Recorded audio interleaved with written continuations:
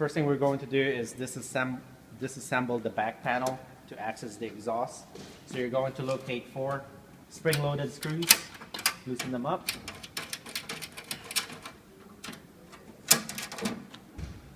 The panel pulls out.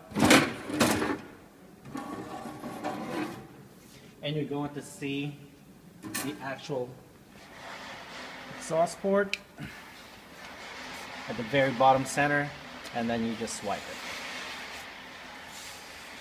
That area. Okay, there's your exhaust swipe.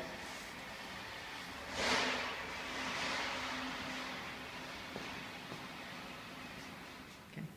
All right. To install the back panel back into the unit, simply slide it in place. Corner should line up. Right.